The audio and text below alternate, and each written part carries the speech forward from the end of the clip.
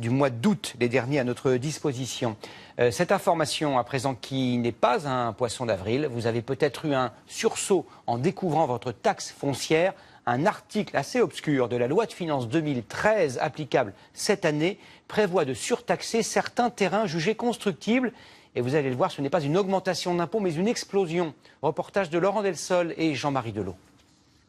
Il attend sa taxe foncière avec inquiétude. André possède un terrain à côté de sa maison, 2000 mètres carrés où paissent ses chevaux.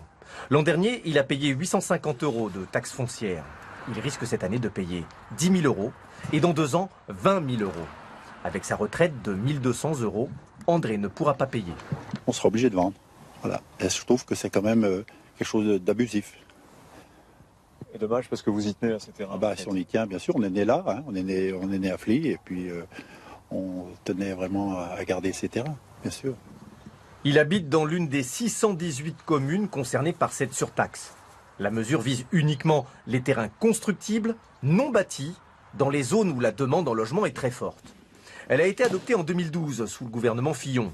Le ministre du Logement de l'époque justifie cette décision. Ça me paraît une bonne idée quand vous avez une friche complète, que cette friche pourrait recevoir un immeuble ou plusieurs et qu'elle reste vide pendant 15 ans.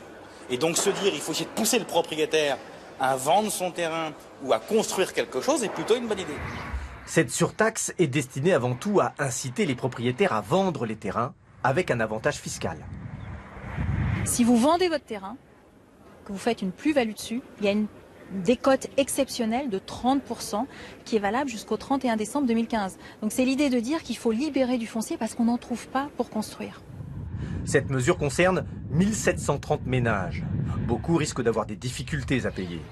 Il leur est possible de discuter avec les services des impôts pour étaler les paiements. Et puisque nous parlons d'impôts, de taxes et d'amendes, cette information qui intéressera les